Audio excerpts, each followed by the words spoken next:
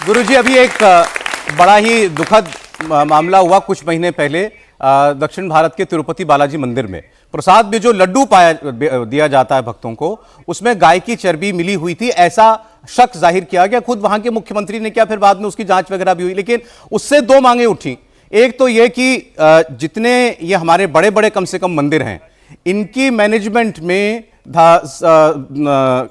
दूसरे धर्मों के लोग शामिल ना हों। और जब ये वहां पर इसका प्रावधान किया गया तो बहुत सारे नेताओं को, मुस्लिम नेताओं को इस पर ऐतराज हुआ कि ऐसा नहीं हो सकता। अभी आप वक्फ बोर्ड में जो है वहां पर तो आप हिंदुओं को शामिल करने के लिए कानून लाए हैं, और मंदिरों के मैनेजमेंट में आप कहते हैं केवल हिंदू ही होंगे। इसको ये एक बात है। और दूसरा, फिर लोगों ने कहा कि मंदिरों को आजाद करे सरकार, मंदिरों को हिंदू ही चलाएं। हमारा एक कहना था, देखिए जब यह घटना हुई थी तिरुपति में तो दो बातें कही गई थी हम लोगों के द्वारा। एक, इसके लिए जो दोषी है उसको चिन्हित करके तत्काल कड़े से कड़ा दंड दिया जाए।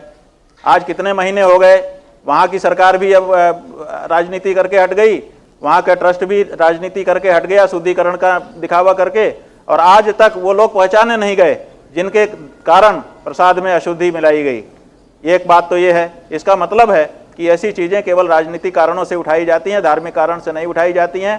उस व्यक्ति को दंडित होना और कड़े से कड़ा दंड मिलना बहुत जरूरी था, उस व्यक्ति या व्यक्तियों को जो लोग इस तरह की चीज में शामिल थे। दूसरे, तिरुपति जो मंदिर है वो देश का सबसे धनाढ्य मंदिर माना जाता है। 13,000 करोड़ रुपए से ज्यादा तो कैश जमा है और 1000 किलो से ज्यादा सोना जमा है, जाने कितनी तो उसकी उनकी प्रॉपर्टी है। तो हमारा ये कहना था कि अगर इतना संपत्ति आपके पास है और हम हिंदुओं ने वो चढ़ाया है वहां पर ताकि भगवान का भोग राग अच्छे से लगे, पूजा अच्छे से हो, यही उद्देश्य है भगवान के मंदिर में चढ़ाने का, तो आप खरीदते क्यों होगी? आपकी अपनी गौशाला क्यों नहीं हो सकती है? आज तक तिरुपति के संस्थान ने अपनी गौशाला नहीं स्थापित की। हमारे मंदिरों में जो चढ़ोतरी आती है उसको आप बैंक में जमा करते हो, जरूरत पड़ने पर सरकारें उनका उपयोग करती हैं और उसका जाने कौन कौन सा उपयोग कर देते हो। यहाँ तक कि बहुत सारे मंदिरों की संपत्ति जो है वो दूसरे समुदाय के लोगों के लिए वेलफेयर के लिए दी जा रही है। भगवान की पूजा ठीक से हो नहीं पा रही है और दूसरी जगहों पे उसका उपयोग किया जा रहा है। तो ये अमानत में खयानत है, कानून के अनुसार भी सही नहीं है, धर्म के अनुसार भी सही नहीं है। जो पैसा जिस मद में आए उसी मद में उसको खर्च होना चाहिए। अगर उसका मद बदला जाता है तो भी ये अपराध होता है। ऐसी स्थिति में भगवान की पूजा में कोई अगर कोताही हो रही है तो वहाँ की जो कमेटी है वो पूरी तरह से इसके लिए जिम्मेदार होनी चाहिए और उसका दंड भी उसको मिलना चाहिए। यही तो हम कह रहे हैं। देखिए तिरुपति मंदिर में क्या था, वहाँ पर एक ट्रस्ट बना हुआ है TTD। अब वो TTD ट्रस्ट है, उसमें तो ट्रस्टी लोग ही हैं ना, लेकिन नियंत्रण सरकार का है। जब सरकार आती है अपने आदमियों को वहां पर बैठा देती है, और सरकार समझते ही हैं कि आजकल सरकार में शामिल होने के लिए लोग इसीलिए उतावले रहते हैं क्योंकि सरकार में अगर आ गए तो फिर वारे न्यारे हो जाएंगे, उनके भ्रष्टाचार की गंगा में डुबकी लगाने लगेंगे। तो ऐसी परिस्थिति में जहां पर सरकार का हस्तक्षेप हो गया वहां भ्रष्टाचार शुरू हो जाता है, और जहां धर्म का हस्तक्षेप होता है वहां पर भ्रष्टाचार रुक जाता है। क्यों? क्योंकि धार्मिक लोग ये मानते हैं कि भगवान हमको देख रहा है, अगर हम गड़बड़ करेंगे भले कोई दूसरा ना देखे लेकिन भगवान तो कम से कम देख रहा है, तो वो पापाचार नहीं करते हैं।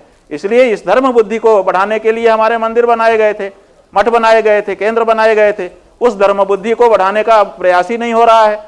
तो ऐसी स्थिति में जो TTD है वो भी ट्रस्ट है। इसी तरह का अगर सनातन बोर्ड बन जाएगा तो वो भी व्यर्थ ही रहेगा। इसीलिए हमारा कहना है कि मंदिरों में जो आमदनी है सबसे पहले तो मंदिर की अपनी गौशाला हो और मंदिर की अपनी पाठशाला हो उस पैसे से, ताकि उस गौशाला से जो दूध, घी, दही, मट्ठा, छाछ आए, भगवान को भोग लगे और उसी एरिया के लोगों को वो उपलब्ध करा दिया जाए, या तो कम शुल्क में या तो निःशुल्क में जी। और दूसरे जो पाठशाला हो वहाँ क्षेत्र के बच्चों को वहाँ पर संस्कार सीखने की सुविधा हो जाए।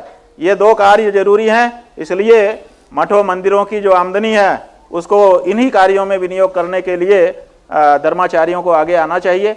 लेकिन सरकारी सनातन बोर्ड से ये कभी नहीं होगा, बल्कि उल्टे धार्मिक लोग अपना गला सरकार के हाथ में दे देंगे।